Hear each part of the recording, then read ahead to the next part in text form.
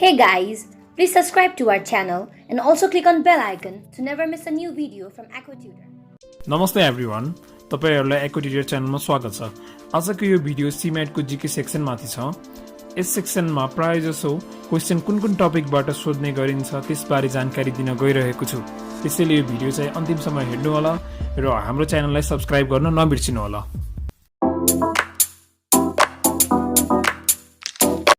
GK भनेको समुद्र जस्तै हो, जुन चाहिँ सबै पढेर सम्भव छैन र त्यसैले भनिएको हो धेरै मेहनत गर्नुभन्दा राम्रो त्यसले अर्गनाइज वेमा स्मार्टर तरिकाले पढ्यो भने त्यो चाहिँ फ्रुटफुल हुन सकिन्छ।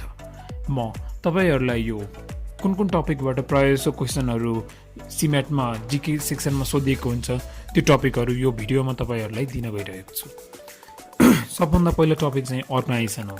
अर्गनाइजेसनमा विभिन्न अर्गनाइजेसनहरु छन्, जस्तै G7, G8, G20, SAARC, WTO, human right organisation, BIMSTEC जस्ता।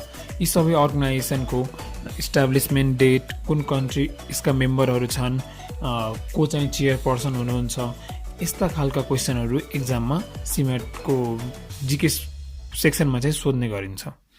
र यो अर्गनाइजेसनहरुको हेडक्वार्टरहरुको बारेमा, अफिसहरुको बारेमा पनि सोध्न सकिन्छ। त्यसैले यो सेक्सन चाहिँ राम्ररी प्रिपेयर गर्नु र एभ्री एक्जामिनेसनमा 3-4 वटा क्वेशन चाहिँ स्योर हुन्छ यो पार्टबाट। यो सेकेन्ड टपिक चाहिँ टर्मिनोलोजिजको रहेछ, जुनबाट 4-5 वटा क्वेशन स्योर एभ्री इयर चाहिँ आको हेर्न सकिन्छ। यो टर्मिनोलोजी चाहिँ डिफ्रेन्ट सब्जेक्टहरुबाट सोध्न सकिन्छ, जस्तै अकाउन्टबाट, इकोनोमिक्सबाट, बिजनेस स्टडिज र त्यसका थ्योरीजहरु, जस्तै साइन्टिफिक म्यानेजमेन्ट थ्योरी कसले बनाएको हुन्, त्यस्तै टेक्नोलोजी र कम्प्युटरबाट पनि सोध्न सकिन्छ र स्टक मार्केटबाट।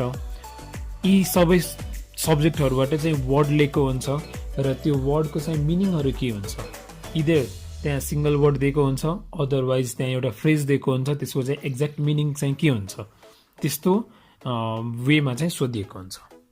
त्यसैले सक्दो धेरैभन्दा धेरै अकाउन्टिङ टर्म्स, इकोनोमिक्स टर्महरुसित फ्यामिलियर भयो भने त्यो चाहिँ हेल्पफुल हुन्छ। हाम्रो तेस्रो टपिक चाहिँ स्पोर्ट्स छ। स्पोर्ट्सबाट पनि प्राय जसो 3-4 वटा क्वेशन एभ्री इयर सोधिएको हुन्छ, जसमा अब डिफ्रेन्ट टाइप्स अफ स्पोर्ट, जस्तै ओलम्पिक भयो, क्रिकेट भयो, गल्फ भयो, टेनिस टुर्नामेन्ट भयो, योहरुबाट क्वेशन सोधिएको छ। र त्यस्तै प्लेयरहरुको नाम दिएर यो प्लेयर चाहिँ कुन खेलसित रिलेटेड हुन् त्यस्तो पनि सोधेको हुन्छ। र ओलम्पिकमा कुन कन्ट्रीले कति मेडल ल्यायो, को चाहिँ विनर भयो, यो 2015 को वर्ल्ड कप कसले जितेका हुन्, त्यस्तो क्वेशनहरु पनि सोधेको देखिएको छ। टपिक चाहिँ हाम्रो नेपालको बारेमा। अब नेपालको बारेमा के क्वेशनहरु आउँछ, जस्तै नेपालले के एक्सपोर्ट गर्छ हैन, कति % चाहिँ एक्सपोर्ट गर्छ, कति % इम्पोर्ट गर्छ, त्यस्ता क्वेशनहरु। त्यस्तै लेक भयो, रिभर भयो, माउन्टेनहरुको बारेमा, यो लेक चाहिँ कुन ठाउँमा सिचुएटेड हो, कुन ठाउँमा लोकेटेड हो, त्यस्तो क्वेशन आउन सक्छ। माउन्टेन चाहिँ कसले क्लाइम्ब गरे, त्यो डिफ्रेन्ट कन्डिसन दिएर हैन, जसरी एउटा ब्लाइन्ड म्यानले पनि माउन्टेन क्लाइम्ब गरेका हुन्, त्यस्तो क्वेशन पनि सोध्न सकिन्छ।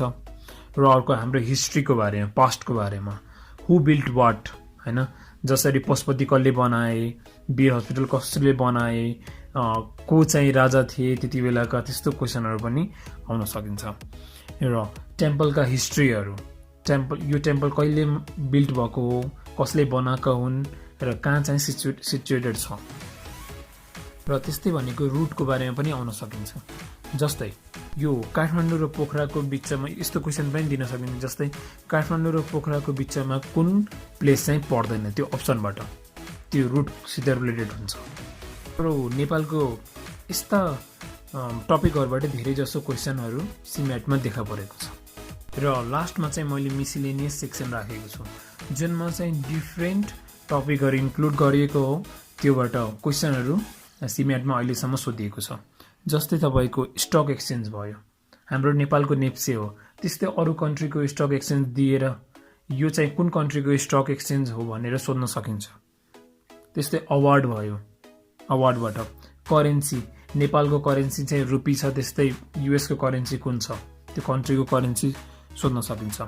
एयरलाइन, इन्डियाको एयरलाइन भनेको एयर इन्डिया हो, त्यस्तै नेपालको चाहिँ के छ, अमेरिकाको चाहिँ के छ, यो एयरलाइन चाहिँ कुन कन्ट्रीको बिलोङ गर्छ, त्यस्तो पनि क्वेसन अहिलेसम्म सोधिएको छ। डिफ्रेन्ट ब्याङ्कहरूको स्लोगन्स, त्यस्तै डिफ्रेन्ट कम्पनीजहरूको त्यो मोटोजहरू पनि सोधिरहेको छ। जस्तै हाम्रो एनआइसी एजियाको ब्याङ्क पनि साथी पनि त्यस्तो पनि सोधिएको छ र कुन ब्याङ्क चाहिँ कुन अर्को ब्याङ्कसित, कुन इन्टरनेसनल ब्याङ्कसित कोल्याब भएको छ हैन, मर्ज भएको छ, त्यस्तो क्वेसनहरू, ब्याङ्कसित रिलेटेड क्वेसनहरू।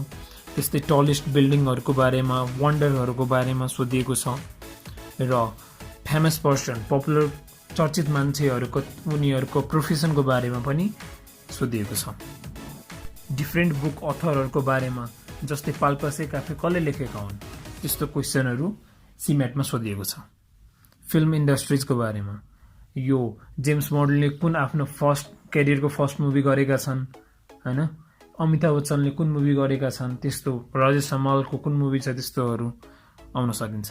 Family of vegetables and the fruits र त्यस्तै डिफ्रेन्ट कन्ट्रिजहरूको national flower, national weapon, national animal, यस्तोहरू सोध्न सकिन्छ। केही इम्पोर्टेन्ट फुल फर्महरू र बडी पार्ट्सहरूको बारेमा, त्यस्तै स्टडी अफ साइन्स र त्यसको फोबियाज, जसरी फियर अफ वाटर हैन, र इन्स्ट्रुमेन्ट, मेजरिङ इन्स्ट्रुमेन्ट जसरी seismograph. Thanks for watching this video. यदि तपाईँले यो भिडियो राम्रो लागेकोमा लाइक गरिदिनु होला र आफ्नो साथीहरूमाझ पनि सेयर गरिदिनु होला र मनमा यदि कुनै जिज्ञासा छ भने तल कमेन्ट बक्समा कमेन्ट गरिदिनु होला। And don't forget to subscribe to our channel for more educational videos.